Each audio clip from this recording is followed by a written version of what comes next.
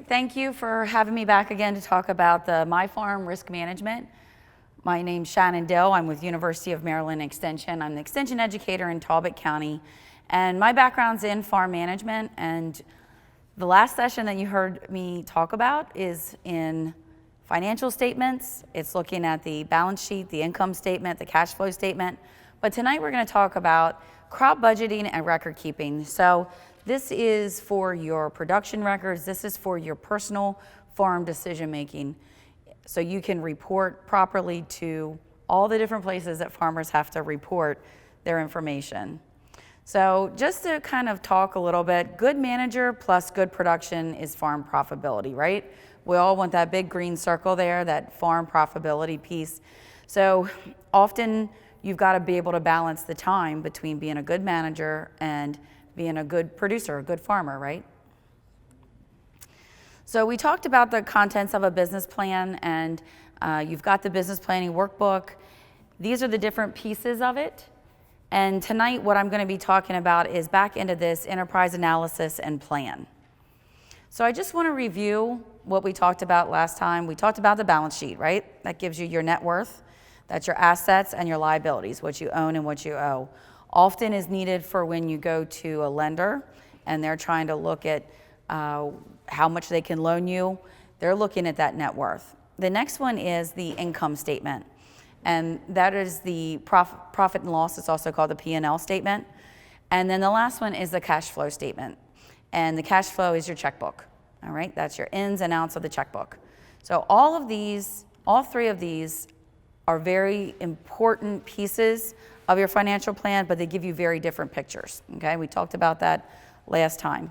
So what I'm going to talk about tonight is really more about how you use these, how you find numbers to put in them, right? We talked about generally that square box, there's some homework behind filling out that square box, right? You've got to look up an account, you've got to log in, you've got to pull up a financial statement, you've got to make some plans to fill those boxes in. So that's really what I want to talk about in this section.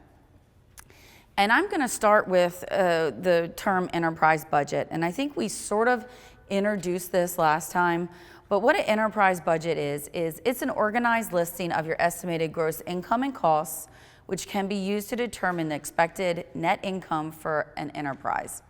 So this is what you're expecting.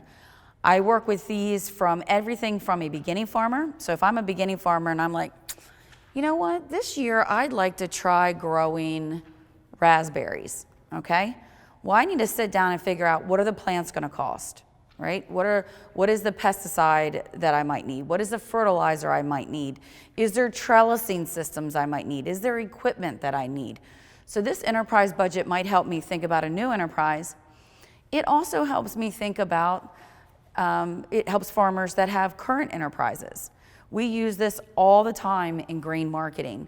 So if I'm a grain marketer and I'm growing corn, I need to know how much it costs me per bushel to grow it before I start selling it, right? If I'm looking at I call the elevator and I get a price, or I'm looking on the grain markets, I want to know how much they're looking at per bushel so I can make decisions on, do I sell or do I wait? Do I forward contract? Do I wait? Do I store or do I sell? So this divides the costs and returns for each enterprise. It really helps you to decide on the productivity of enterprises and if you should continue or change. You know, if the variable costs are going to be more than what you think you can sell it for, it's probably not a good enterprise to move forward with. Now, generally, these are on a unit basis. So things like corn, we might do in a per bushel. Things like hay, we might do it by the ton. Other things, we might do it on a per acre basis. All right, so it really all depends on the units. We also see these in livestock. They do it per head or cow-calf pair. In dairies, it's on the hundredweight. And in the small farm areas, a lot of times they'll do it like 100 square feet. All right, so something where you're doing consecutive planting or you've got smaller acreage crops, you might want to do it in a certain row footage. So you have to decide on the unit. So why do I want to use these? the profitability of one enterprise versus another, so it helps me compare. It lets me know my break-even cost. How much does it cost me to grow it? And then how much do I need to start charging to make money? The next is the inputs and chemicals related to this, this enterprise. So I use the example raspberries. How much time is it going to take me? How much do the plants cost? What are some of the equipment that I might need? And then the plant rotation schedules and your product mix. So a lot of times people might look for a fall crop, right? So they can kind of extend their growing season. They might look for value-added crops to add another value to that. So it helps with that product mix. So these are used for your itemized receipts received for an enterprise. It helps you kind of list out those inputs and production practices, look at the efficiency, and then estimate the benefits and costs. And overall, it helps you with that total farm plan. What is that farm mix? What does your farm look like? It helps you support applications for credit. So when you start looking at the cash flow and it says, the cash flow line that says seeds, right, or plants, you're going to buy transplants, you can start to put out what those costs are going to be. It helps inform non-farmers of the cost incurred in producing crops. So oftentimes we use these for landowners or county government that don't realize, wow, it costs that much to grow an acre of this or square footage of that. I didn't realize it cost that much to grow it. And it's not an exact science. They are estimates, drought, disease, crop loss, some of those type of things can be into play, but it gives you a really good estimation. So people use these, of course, farmers, agricultural producers. Us in Extension, we use these a lot. Financial institutions, your lender, if you're proposing a new enterprise and you want to build a pole barn and put up fencing and buy equipment, they're going to want to know what that return is. So having those enterprise budgets together is helpful. Government agencies may use those. I know that some of the things like with our custom rates, the NRCS, the Soil Conservation District, they use this data, and then advisors of food and fiber. So here's the parts of the budget. I have investment, startup, and establishment in there. We use those a lot for like perennial crops.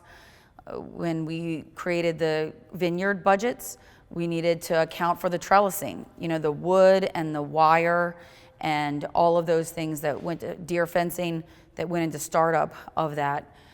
So we have that in some of the budgets. You have the gross income, you have the variable costs, the fixed costs, the net income, and then we do a sensitivity analysis. And we're going to go through each one of these. This is an example that I pulled off. You can kind of go out, and I would encourage you to try to do this, is to do an internet search for the crop you're thinking of. So we're using raspberries as an example. So we'll use raspberries, enterprise budget, extension. All right, so I'm going to be looking for a raspberry, an enterprise budget, and I'm hoping to find the extension service resources. Doing that search, you'll find a number of templates out there that helps you kind of get started. Now, are these your exact costs? No. But, did you think, oh, I wouldn't think to include oil and lubricants, or I wouldn't think to include crop insurance on my budget, but that's an expense, right? So for this one, if you look, you have the income up top here. This is for corn, so we have it in a per bushel. We have what our expected yield is. We have what the price is to get the income. Then we've got costs. Then we have some calculations using net income and some decision tools. And I'll say that some budgets have better details than others. I think looking at a couple of them and then using your numbers is really the most valuable piece of it. And I really like down here this decision tools is the what if scenario. So what's that telling me is, all right, so I'm expecting 275, but what if it goes above and what if it goes less? All right. So, and this is an old budget. We have a number of, we do the grain budgets every year. So we do budgets for corn, soybeans, and wheat. The other thing that we do is the production practice, right? So our corn, we don't just have one corn budget. We have a corn budget if you have weed-resistant weeds because your spray schedule is different. We have one if you use poultry litter, we have one if you use conventional, and one if you use no-till. So same with soybeans. We have Liberty Link, Roundup Ready, Extend, and those that have weed-resistant weeds in them. So again, the budgets are very personal to your farm and your production practices. And I would encourage you to continue. We have a producer in my county that even includes his GPS costs that he pays for a satellite. He takes the number of acres, how much does it cost, divided by the number of acres, and that's his cost that he puts in there. So he's looking at all the costs that he has associated with that farming enterprise. So you really want to prepare them with specific objectives. So thinking about your markets, what the costs of establishment are, being realistic, what is your soil type, being realistic with what you can yield, and what type of management you will have. So if you think about all the different ways that you can grow tomatoes and all the different varieties that you can grow tomatoes and all the different ways you can package tomatoes. So you really need to think about your individual enterprise. Receipts and costs can sometimes be difficult to estimate. There's a number of them, and make sure you have a column for your estimates. You should definitely contain all the receipts for every product and byproduct. So say you sell some as retail and some as wholesale, or you're baling stalks, or you're processing something, or you're selling seconds in bulk. All of those should be taken into account. And you can have two different lines for that. And the prices should reflect market values and the productivity. All right. So let's break down the budget. And the top one is income. So these are your receipts. You want to think about what is your yield goal. All right, so we have our unit of measurement. Are we selling it by the pound, the carton, the bushel, the hundredweight? How are we selling this? And then what is your high, medium, and low estimate? And then what is your price? And we give a high, medium, and low estimate. And I think that is a way to start pulling out what your expected income could be. And again, you might have 2 or 3 different lines depending on your market outlets. Mm-hmm. Should you just go, like on your prices, wouldn't it be more effective to go with your anticipated low than to try to project a medium or high? So there's different levels of risk. The question is about looking at, is it safer to go with the low estimates? And then you're happy if it goes higher, right? Right. Okay, so I think it depends on your risk. I think it depends on how you're planning. I think that if you kind of go with the medium, with the idea that maybe you'll get some highs and some lows and they'll average out.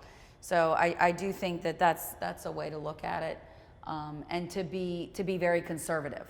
So everyone's a little bit, maybe I'm a more of a gambler. Maybe I'm going to go on the higher estimate, but I think at least starting with that low estimate is good, and then having an idea of what if I have could you have a worse failure than that?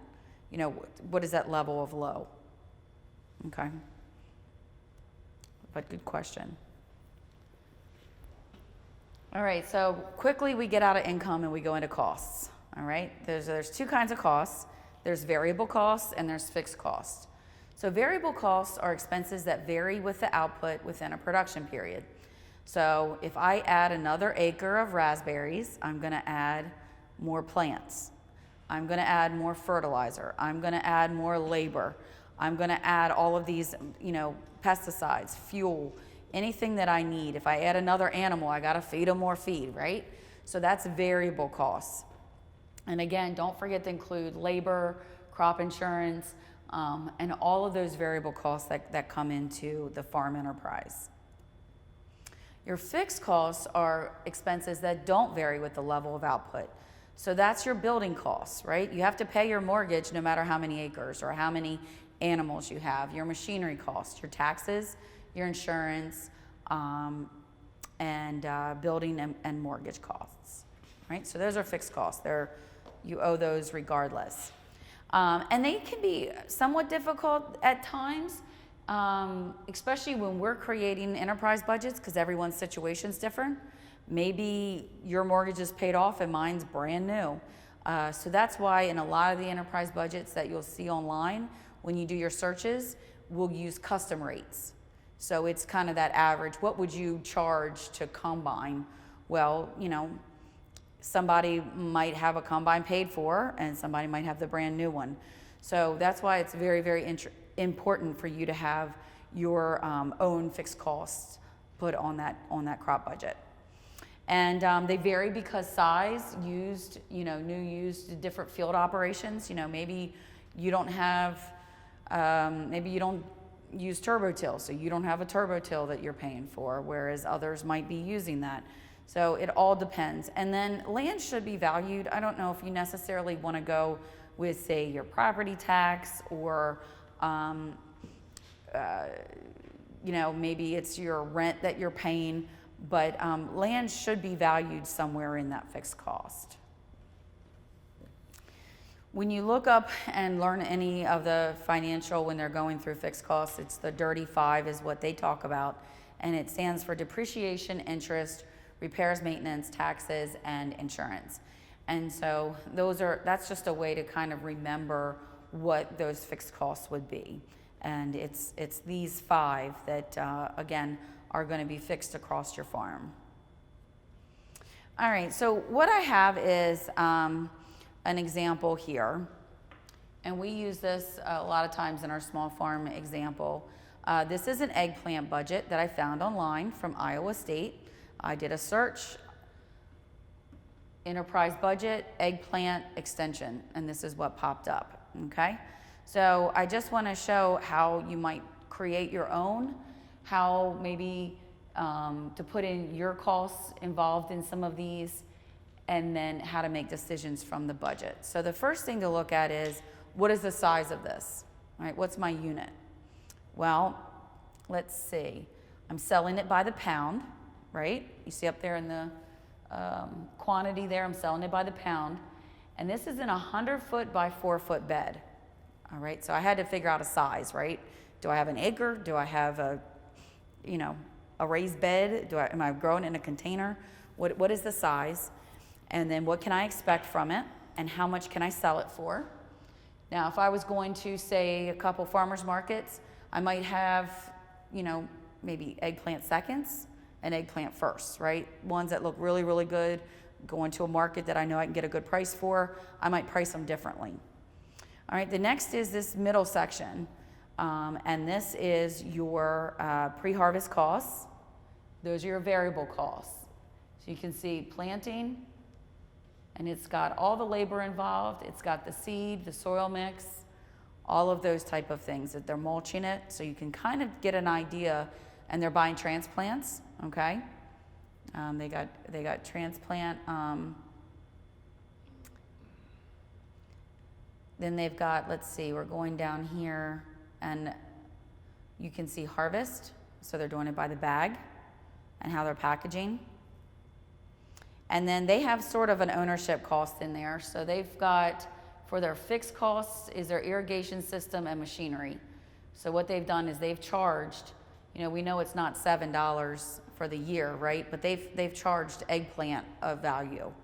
The way that we generally do it is take a combine cost, you depreciate it for the number of useful years, maybe 15 years, and then you can divide it out over the enterprises. So if this year I'm doing 60% corn, then I can put that 60% of the combine cost on corn. All right, and then I can do some math here. So there's my ownership costs, there's my total costs, and the annual returns over variable, and the annual returns over total costs. So how much does this tell me? Does this really tell me a whole lot? All right, so we're gonna do some math here to go through some steps in why this enterprise budget could really help me as a producer. All right, so the first is, as we break it down, the retail, wholesale, again, seconds, byproducts, I don't know, eggplant jam, dried eggplant, I don't know, pre-sliced eggplant, I don't know what people would do with value added. Yield and quantity, good, better, and best. So again, if I've got some really prime ones, do I have some good markets for it? Price, good, better, and best, and thinking about wholesale and retail. So this is how I might separate it in my income. Eggplant wholesale, eggplant retail, eggplant seconds. Maybe I'm gonna sell it wholesale by the box or the pound. I go to the retail market, I'm selling it per eggplant. And then eggplant seconds, I'm selling it by the bushel.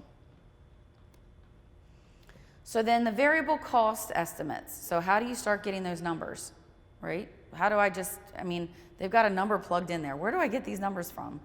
So I start doing some research. So again, prices depend on the per acre, the variety selection, and the quantity produced. So I'm gonna do some math here. I look up about eggplants. I've got a 100-foot bed. I'm gonna do 12 inches and 30-inch spacing. It's gonna give me 40 plants in a 100-foot bed. That's how many plants I get. So then I can start doing some math on fertilizing per plant. I can do some math on how much it's gonna cost me to either buy seed or to buy transplants. And I would encourage you to keep a log of time, assign a value to your hourly rates. You're gonna have time preparing the seed bed, you're gonna have time planting it, you're gonna have time maintaining it and fertilizing it. The amount of labor that we spend in agriculture, taking care of plants, animals, producing our product, marketing, selling, and doing the sales is significant. So try to assign that hourly value, or at least keep a log of it so you know how much time. Fuel, again, that would be something that you would also try to keep track of so you can get a better idea on it. And again, I think the more that you do these budgets on an annual basis and you kind of look at them, the better they will get. So am I still being able to make some decisions here? Let's see. I got some quotes from some dealers, so I might, average those prices in there. So then I'm gonna go and I'm gonna think about my fixed costs. So what do I have to pay? I'm paying these now, even whether I produce eggplants or not. So this would be an example of how I might divide out equipment. So here's field equipment. I've got the cost, I've got the expected life, and I've got the per year charge. Now, this is not taxes, right? Taxes and depreciation and all that is different. This is how I might put a budget together because eggplant, we have to give eggplants some machinery costs, right? I'm using machinery. So maybe I mow once, maybe I'm using it. So once I have my list of field equipment that I'm going to use for it, I'm going to assign a percentage. So if I have 100% of my crops and eggplant is 20% of it, or that row is 20% of it, then I would take 20% of this annual per year cost and put it to eggplant. Because at some point, I'd like to buy a new mower, right? After 18 years or however long we think, 12 years we're going to keep it. So that's one of the ways to kind of look at your equipment and divide it out over the years. Again, this is not tax, this is thinking about your farm and strategizing on your farm. So this is how we sort of did the percent, and this is an example or one case study. An example is like the pole barn. We divided it out evenly between these three. These are three enterprises that we're growing, and we're going to divide it out evenly. Same with the van. It's going to do deliveries, and we're going to divide it out evenly. But then something else like the greenhouse where we're growing specialty greens in one, we're going to give it 100%. So this is just one of the ideas or ways that you can look at fixed costs and start to put some numbers together on it. How much does that greenhouse costing you a year? How much is that mower costing you so you can repay it, right? So you can buy a new one. All right, so once we get this budget together, and we've done a pretty good job of our research, we feel pretty comfortable with what our income is, we feel pretty comfortable with variable costs and fixed costs. Once we have those numbers, we can make a lot of decisions here, all right? And this is in the Farm Business Planning Workbook in doing some math on our eggplant example. So per pound in 100 by 40 bed. So what we're gonna look at is some of these different things. The first is variable cost per unit. So we know from the budget that I showed way back here, okay, and I'm using these numbers, these actual numbers that are on here is what I'm using in this example, okay? So the variable costs were $86.41, and we were planning on growing in that 100-foot row 130 pounds of eggplants. So for every pound that we grow, it costs 66 cents in variable costs. So for that, whatever 1 pound of eggplant, it's 66 cents. The fixed cost per unit, so that's our machinery in that budget, was $10.57. We divide that by the 130 pounds, it's 8 cents. So for every pound grown, it's 8 cents in fixed costs. The break-even price, so what we do is we take our variable costs plus our fixed costs, and we divide it by the 130 pounds, is 75 cents.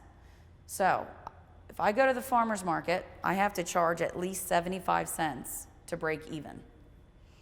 At 76 cents, I make my first profit, which is what? 1 cent, right? That's the importance of having some of these prices is you can start looking at what your profit is. Because it already cost me 75 cents to grow it. So when I sell it at 76, I get a penny. The break-even output, so then I can take the variable cost plus the fixed cost, divide it by $1.40, because that's how much we were charging a pound. And I know that I have to grow 69 pounds of eggplant to break even. I have to grow it and sell it to break even. At 70 pounds, I make my first profit, which is $1.40. Okay? And then the net income per unit. So you make 65 cents per pound of eggplant you sell. So we took the profit down here, what we were planning on income, and you can see the equation over here. Net income divided by the output in units gives us the net income per unit. So if that budget if that budget is exact, we have 65 cents per pound of eggplant we sell. Right? Valuable numbers? Probably, when I start thinking about sales. Will it be exact at the end of the year? Maybe not, because I might make more or less in profit. But this at least gives me a start of where I should start pricing. I know I'm not going to price eggplants at 50 cents, right? If I can help it, I'm going to try to start pricing them so I can make that profit. So again, fixed costs are very helpful, and enterprise budgets are very helpful as you start to make some decisions based on, number one, what you want to grow. You know, can you produce this much? Can you sell this much? And making those decisions. So we talked about kind of how do you put the fixed costs across the farm. I used Excel. That's probably one of my favorite tools to be able to use. Is just kind of sit down with a spreadsheet, and a lot of times I'll chart it out on a piece of paper first. I like a big old ledger paper. I can chart it out and kind of get like what do the different categories look like for me. There's lots of farm software online, and custom rates are there if you need help putting a price together, but they are not. They're not a true picture of what your farm's fixed costs are. So then we can look at net income, and we talked a little bit about that in the eggplant example. But for this situation, and this is not the eggplant example, but it's one of our, not sure which example this is, but what you can see is they've taken prices and we've dropped prices. You know, what happens if? So this is a sensitivity analysis. And this is what happens if prices are less than or more than. What happens if yields are less than and more than. And you can see, you know, if we hit our expected yield but go down in price, you know, we may be at a loss. So this is, again, a helpful way to sort of make decisions.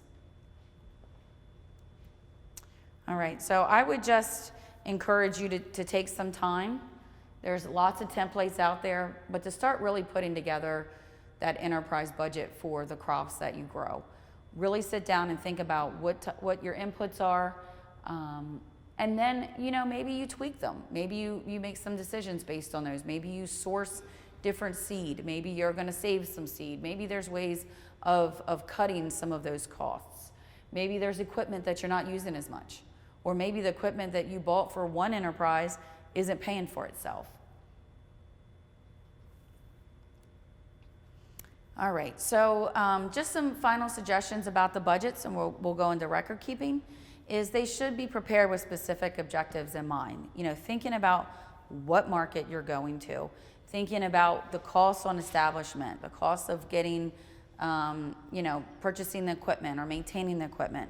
What are your soil types? I mean, you might have one budget, if you're growing corn and you're renting 5 different farms, there are maybe yield goals on, there's yield goals on 5 different farms. So they're gonna differ across your farm operation. Receipts and costs can sometimes be difficult. And then again, making sure you have all those byproducts and use those market values. All right, so we're gonna talk some about farm record keeping. And we talked a little bit about the importance of record keeping, and it's generally everyone's favorite subject to do. I mean, people like to keep records, right? And organize them and tally them and color code them. And I always start out the beginning of the year just really, I'm gonna do a great job this year, and everything gets filed for the first 3 months, and then, it goes crazy from there. But very important. What farm records to keep: personal, production, and financial. I'm going to break them into those sections. And then I'm going to talk some about maybe ways to manage your farm records. So we'll talk about Excel, QuickBooks, and maybe even some apps to use. So I like this quote: good records do not ensure your farm will be successful. However, success is unlikely without them. So, you can keep records on anything. I can keep records on my mileage. I can keep records on my diet. I can keep records on, our groceries, our calories. You can keep them on anything. You have to really decide what is going to work for you. What do you need to keep records on to make decisions? We know that we need them for proof to the IRS for revenue, expenses, and any inventory items. Maybe we want to use them as decision aids, right?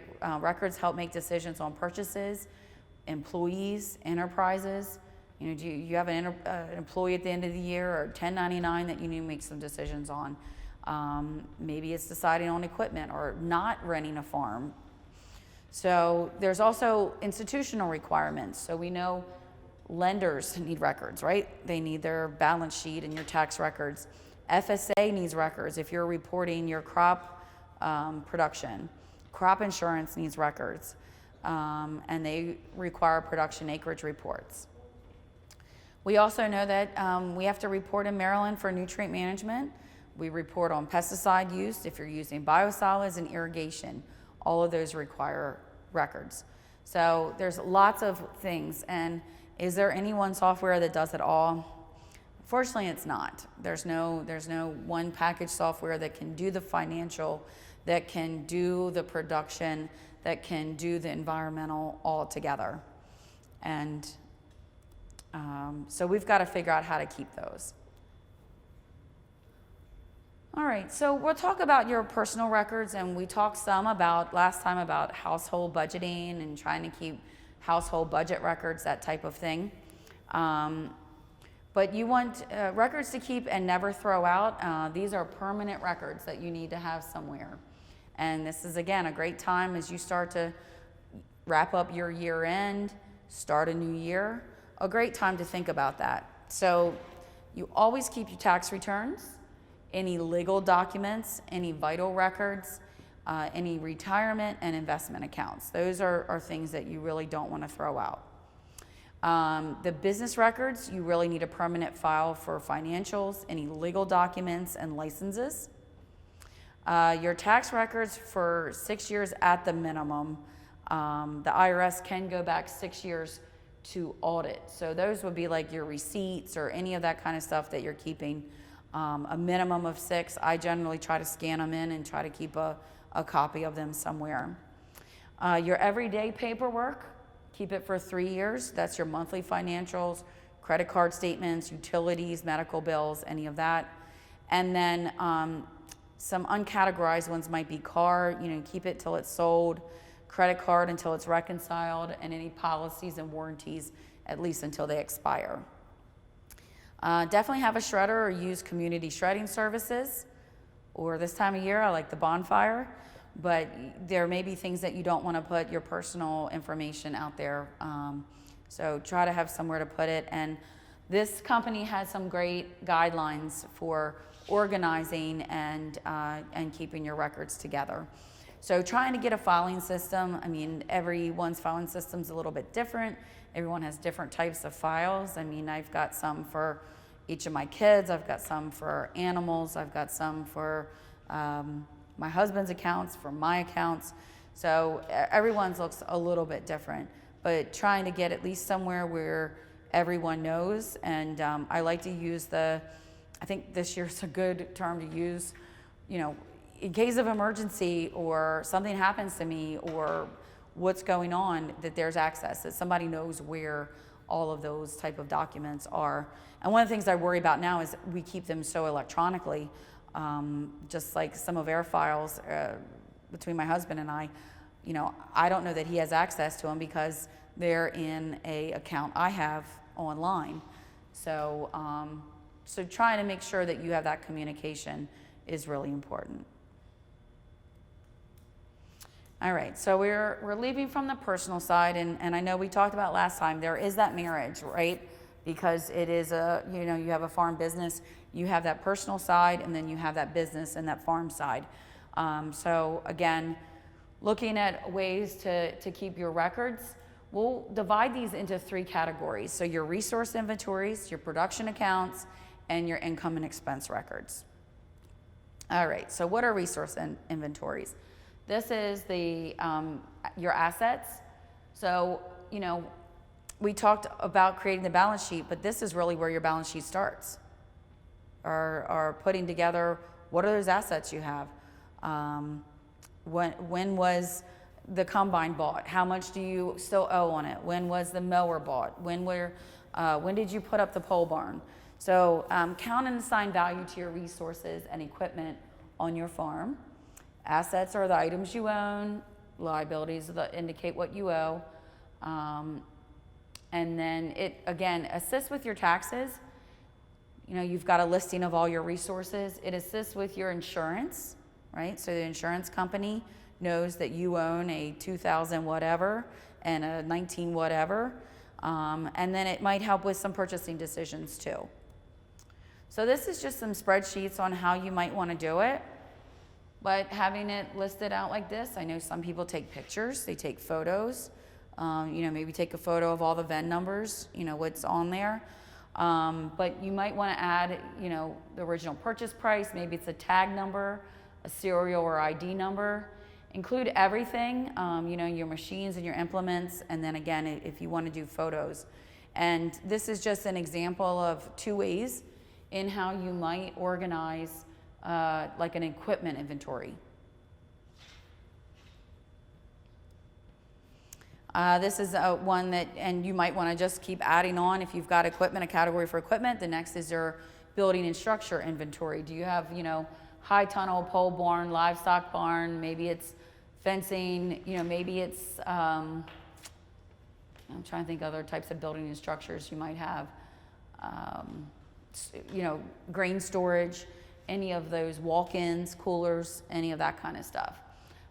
Again, it might include the expense to build and any improvements. And having this long-term is again going to make your insurance agent happy when you're looking at farm insurance. If you were to have a disaster on the farm, whether it's wind, rain, snow, fire, you at least have access or know that you've got these accounts. And then this is one that we created when we were doing the case study, is we created a file with maybe it's projected income, projected equipment purchases. Maybe it's my wish list, what I'd like to have, and what years I'd like to make those purchases in. So this is a way to sort of outline that. And if you're working with a lender, or you're trying, you have something that's coming to be paid off, maybe you're looking at reinvesting in the farm. All right, so any questions about resource inventories and having that list there?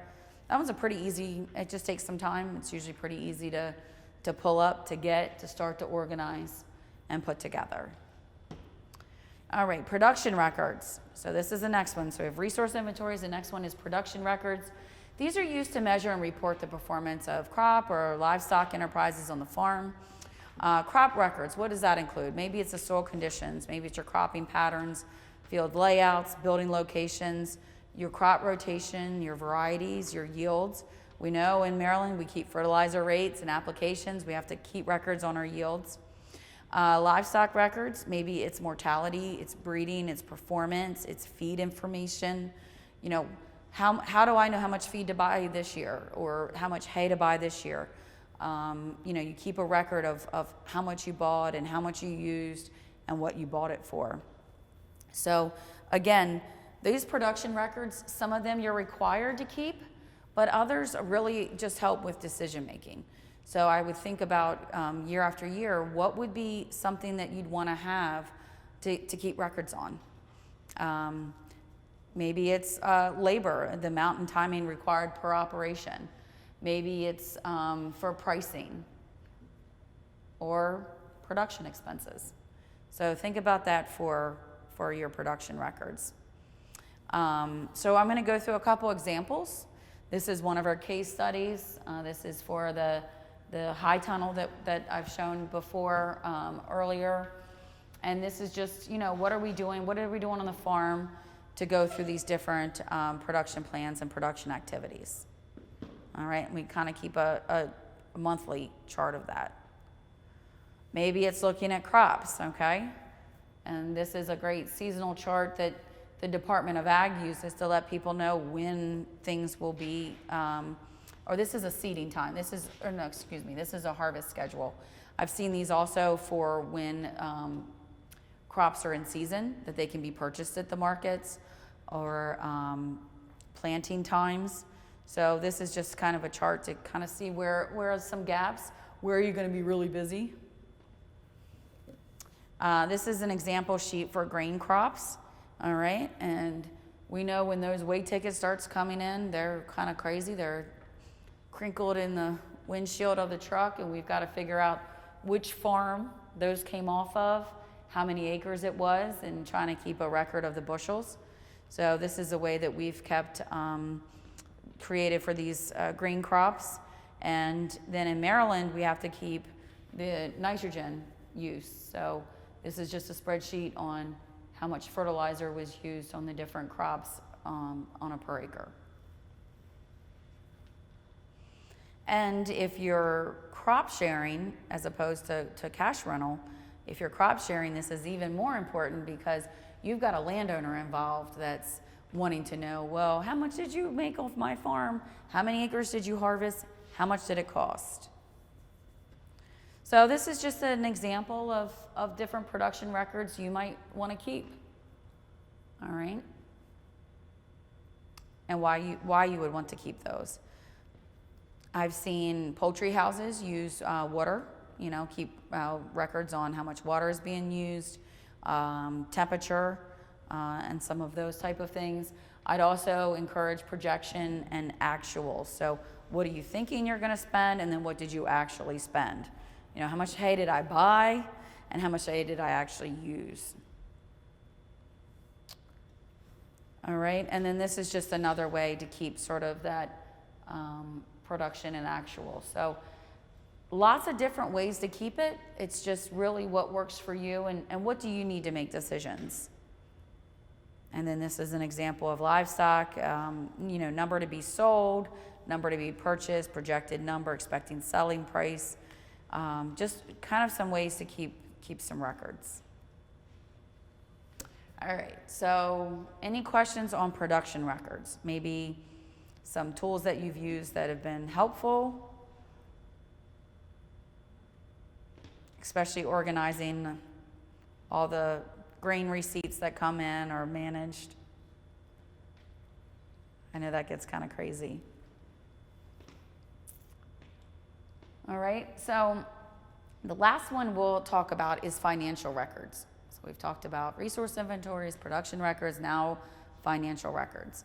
So the enterprise, you have the crop and livestock budgets, you have your financial statements that we talked about last time, your balance sheet, your cash flow, and your income statement. There are categorized expenses by the IRS, and these are the two really good publications. There's the Farmer's Tax Guide and there's the Schedule F Form 1040. Both of those are super important because that's how the IRS categorizes your expenses related to your farm. So, they may want to know seed, but you may want to break it out into some additional categories. So I would, at the minimum, need to use what the IRS is using, but then maybe I'm not going to just have insurance. I want to break it out in home, farm, auto, liability, health insurance.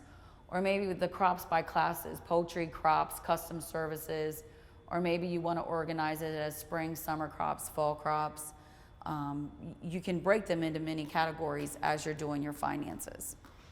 All right, we're going to talk about some record keeping and financial planning software in a second, but looking at that Schedule F, I think, is one of the best things to do as you're looking at these records.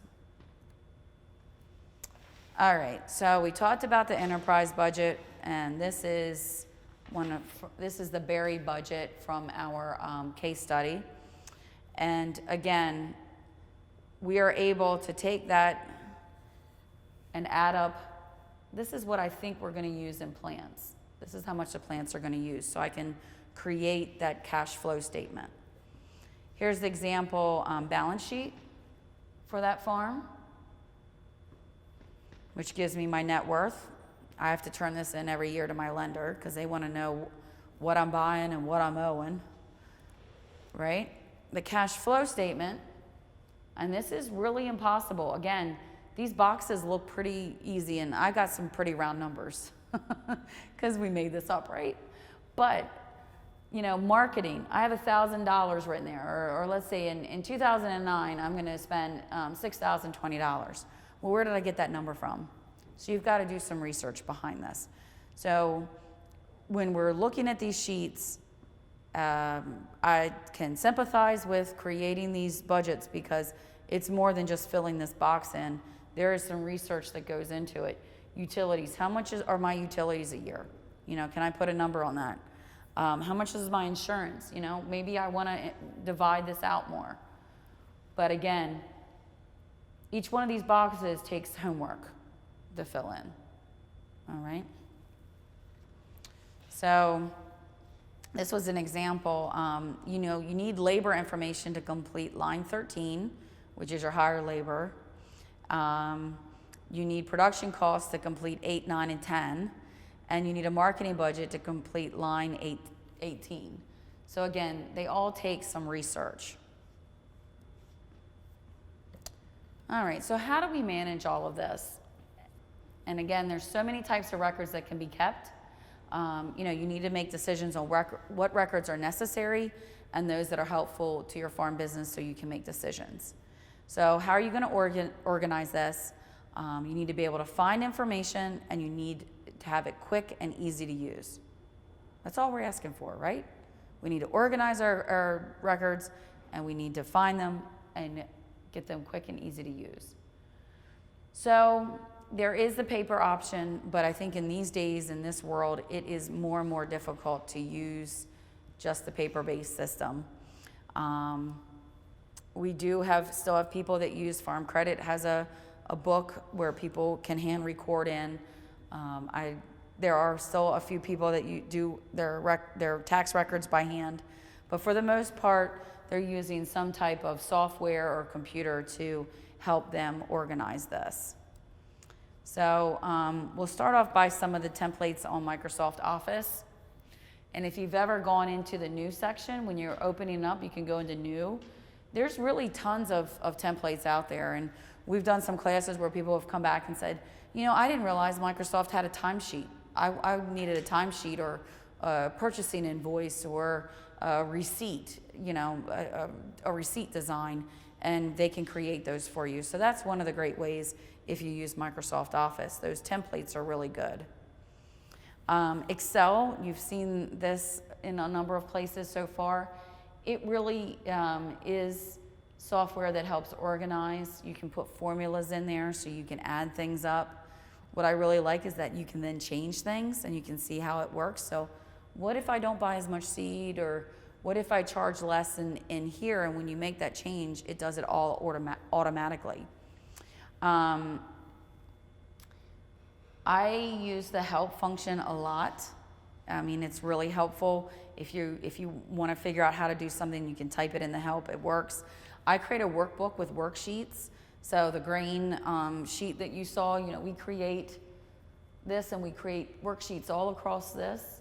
We can create graphs, if that's helpful, to look at your records and see where things are going.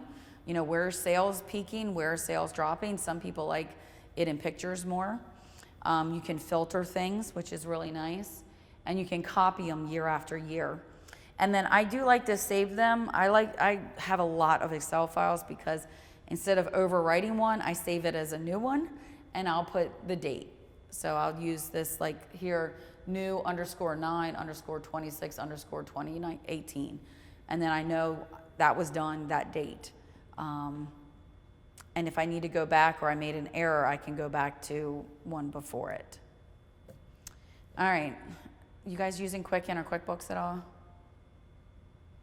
So familiar with QuickBooks. So, you know, there comes a time when you may need to use something like QuickBooks with the farm account.